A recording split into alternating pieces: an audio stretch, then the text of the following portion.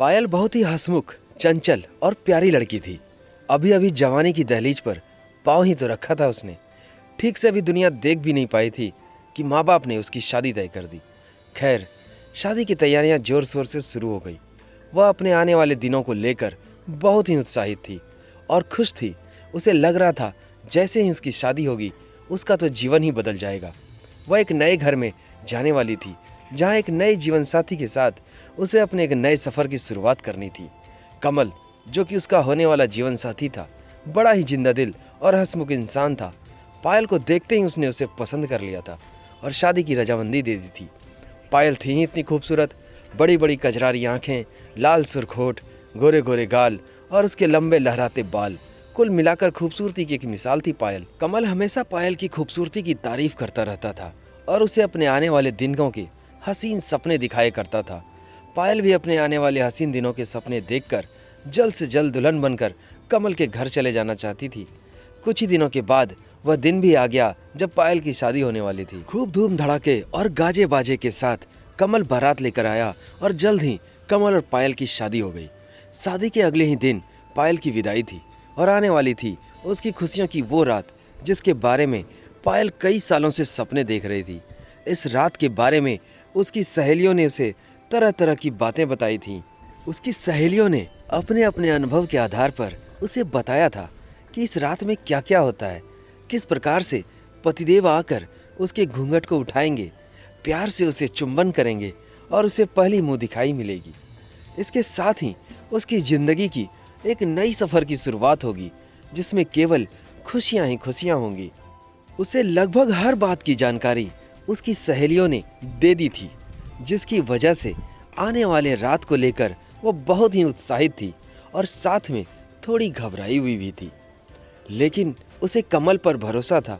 उसे मालूम था कि कमल उसके भरोसे को टूटने नहीं देगा और आने वाली रात उसकी जिंदगी की सबसे हसीन रात बन जाएगी। कुछ ही पलों में दूल्हे पक्ष की सारी महिलाएं उसे एक कमरे में ले गईं, जो कि बहुत ही खूबसूरती से सजा हुआ था। उसे बिस्तर पर बिठाकर हंसते हुए वे गेट बंद करके चली गईं। दुल्हन के लिबास में एक बड़ा सा घूंघट लिए हुए सुहाग की सेज पर बैठी हुई पायल अपने पतिदेव का धड़कते दिल से इंतजार करने लगी। धीरे धीरे रात गहराने लगी और पायल का इंतजार बढ़ने लगा। थोड़ी देर बाद घड़ी के घंटे 12 बजाने लगे और अब पायल को चिंता सताने लगी कि यह कमल अभी तक क्यों नहीं आया। कमल का इंतजार करते हुए धीरे धीरे पायल बेड पर अधलेटी सी हो गई। रात के करीब 2 बजे दरवाजे की चरमराहट से पायल की नींद खुल गई। उसे लगा कमल आ गया है। यह ख्याल आते ही वह झट पर उठकर बैठ गई। कमल की आहट रूम में पाकर वह शर्म और सकुचाहट से भर गई। उसका दिल जोरों से धड़कने लगा और अपने पिया से पहली मिलन की चाहत में वह रोमांचित हो उठी। थोड़ी देर तक कमरे में खटपट होती रही और फिर वहां एक लंबी शांति छा गई। जब काफी इंतजार के बाद भी कमल पायल के पास नहीं आया तो पायल ने धीरे से अपना घूंघट हटाकर कमल की तरफ देखा।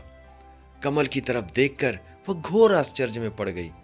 कमल बिस्तर पर एक ओर औंधे मुंह गिरा पड़ा था। उसने जल्दी से कमल को सीधा किया और उसे जगाने का प्रयत्न किया, मगर कमल नहीं जागा। बिस्तर के किनारे पड़े जग से उसने पानी लिया और कमल के मुंह पर मारा। कमल मुश्किल से बड़बड़ाया, पायल। इसके साथ ही शराब की एक तीखी बदबू पायल के नथुनों में भरती चली गई। पायल समझ गई कि कमल नशे में धुत है और वह किसी भी हालत में नहीं है। नशे ने उसे इतना कमजोर कर दिया है कि वह उठकर खड़ा भी नहीं हो सकता। थोड़ी देर तक पायल ने कमल को जगाने का प्रयास किया, लेकिन कमल नहीं जागा। थक हार कर वह उसके बगल में बैठकर फूट फूट कर रोने लगी। उसके सपनों के अरमान धरे के धरे रह गए थे और उसकी सुहाग की सेज अधूरी रह गई थी।